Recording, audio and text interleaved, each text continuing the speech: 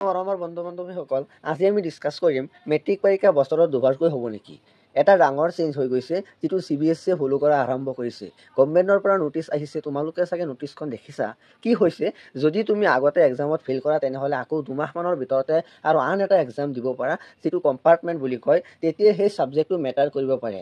এতিয়া কি হৈছে, ধৰি লোৱা এক্সামটো দিলে আৰু ভাবামতে নম্বৰ পালা, কিন্তু দুখন ছাবজেক্টত নম্বৰ কমি গ'লগৈ।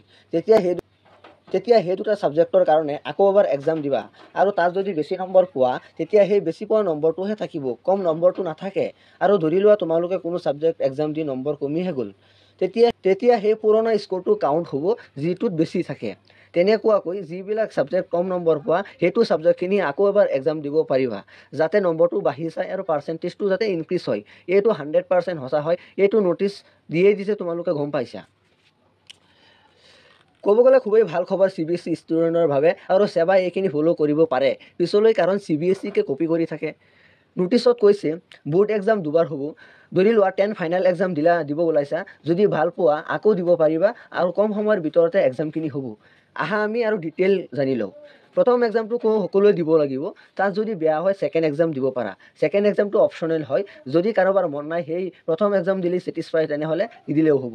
যদি দিয়া কোনো প্ৰব্লেম নহয়। যিটোত বেছি নম্বৰ পোৱা সেইটোহে মাৰ্কশ্বিটত কাউণ্ট হ'ব। এতিয়া তোমালোকৰ মনত আহিব পাৰে এইবিলাক কিয় কৰিছে। তোমালোকে চাব পাৰা মই কোৱা কথাখিনি। প্ৰথমটো হ'ল best score retention. The higher score from the 2 attempts will be considered for the final results. এইটো মই ইতিমধ্যে কৈছোঁই। দুটা এক্সামৰ ভিতৰত তোমালোকে যিটোত বেছি নম্বৰ পোৱা সেইটোৱে কাউণ্ট কৰা হ'ব। দ্বিতীয়টো হ'ল ফ'কাছ অন ষ্ট্ৰেছ ৰিডাকশ্যনছ। এইটো কিয় কৰা হৈছে, যাতে ষ্টুডেণ্টৰ মনত ষ্ট্ৰেছ নাথাকে। এতিয়া আৰু ষ্ট্ৰেছ হ'ব নালাগে, আৰু এই দুটা এক্সাম হ'ব, দুয়োটাই ফুল চিলেবাছৰ হ'ব।